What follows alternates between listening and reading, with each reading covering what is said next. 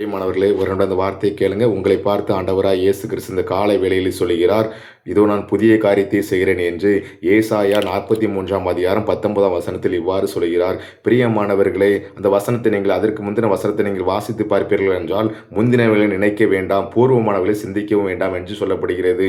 ஒருவேளை உங்களுடைய வியாபாரத்தில், உங்களுடைய தொழிலில், உங்களுடைய பிள்ளைகளுடைய திருமண காரியத்தில், ஏதோ ஒரு காரியத்தில் ஒரு தடைப்பட்டு போன காரியமாக இருக்கலாம், ஒரு ஆசீர்வாதம் இழந்த நிலைமையில் நீங்கள் இருக்கலாம். உங்களை பார்த்து ஆண்டவராய் இயேசு கிறிஸ்து சொல்கிறார், இதோ நான் புதிய காரியத்தை செய்கிறேன் என்று சொல்கிறார். உங்களுடைய தொழிலில் ஒரு ஆண்டவராய் இயேசு கிறிஸ்து இந்த காலை வேளையில் ஒரு புதிய காரியத்தை செய்ய விரும்புகிறார். உங்களுடைய வியாபாரத்தில் ஒரு புதிய காரியத்தை செய்ய விரும்புகிறார். உங்களுடைய குடும்ப வாழ்க்கையில் ஆண்டவராய் இயேசு கிறிஸ்து இந்த காலை வேளையிலே ஒரு புதிய காரியத்தை செய்ய விரும்புகிறார். நீங்கள் அந்த புதிய காரியத்தை நீங்கள் பெற்றுக்கொள்ள நீங்கள் ஆர்வப்படுங்கள். பிரியமானவர்களே, நீங்கள் முந்தினவர்கள் நீங்கள் நினைக்க வேண்டாம். நீங்கள் எப்படிப்பட்ட நிலைமையிலிருந்து நீங்கள் வந்திருந்தாலும் அவைகளை குறித்து நீங்கள் நினைக்க வேண்டாம், அவைகளை நீங்கள் சிந்திக்கவே வேண்டாம் என்று இந்த வசனத்தில் ஆண்டவராய் இயேசு கிறிஸ்து உங்களை பார்த்து சொல்கிறார். பிரியமானவர்களே, நீங்கள் விசுவாசத்தோடு என்னோடு கூட சேர்ந்து நீங்கள் ஜெபிப்பீர்களானால் உங்களை நீங்கள் எதிர்பார்க்கிற காரியத்தில் ஆண்டவராய் இயேசு கிறிஸ்து இந்த காலை வேளையில் ஒரு புதிய காரியத்தை செய்வார். நீங்கள் இந்த ஆசீர்வாதத்தை நீங்கள் பெற்றுக்கொள்வீர்கள்.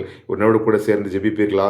நீங்கள் அதிகமாக நேசிக்கிற அன்பின் தேவனை, இந்த காலை வேளையிலும் அப்பாண்டவர் என்னோடு கூட சேர்ந்து ஜெபிக்கிற ஒவ்வொரு பிள்ளைகளுக்காக ஜெபிக்கிற அந்த கப்பனை தன்னுடைய தொழிலில், வியாபாரத்தில், தன்னுடைய குடும்ப வாழ்க்கையில், எதிர்கால வாழ்க்கையில் குறித்து ஆண்டவரே ஒரு புதிய காரியத்தை அந்த பிள்ளைகளுக்கு எதிர்பார்த்து கொண்டிருக்கிறார்கள். அப்பாண்டவரே, ஏசப்பா ஆசீர்வாதம் தடைப்பட்ட பிள்ளைகளுக்காக ஜெபிக்கிற அந்த கப்பனை, அந்த தடைப்பட்டு போன பிள்ளைகள் வாழ்க்கையில் அப்பாண்டவரே ஒரு புதிய காரியத்தை செய்து அவருடைய தொழிலை ஆசீர்வதித்து, வியாபாரத்தை ஆசீர்வதித்து, அவருடைய திருமண வாழ்க்கை, குடும்ப வாழ்க்கை எல்லாவற்றையும் ஆண்டவரை ஆசீர்வதித்து அவருடைய வாழ்க்கையில் ஒரு புதிய காரியத்தை நீர் செய்ய போகிற கிருபைக்கா நன்றி அப்பாண்டவரே. இந்த வார்த்தை கேட்ட ஒவ்வொரு பிள்ளைகளையும் ஆசீர்வதியும் இயேசுவின் நாமத்தில் ஜெபிக்கிறோம் நல்ல பிதாவே, ஆமேன். பிரியமானவர்களே, ஆண்டவர் உங்களுடைய வாழ்க்கையில் ஒரு புதிய காரியத்தை செய்துவிட்டார். விசுவாசத்தோடு கூட இருங்கள். நல்லா ஜெபம் பண்ணுங்க, பைபிள் வாசிங்க. ஆண்டவர் ஒவ்வொருவரையும் ஆசீர்வதிப்பாராக.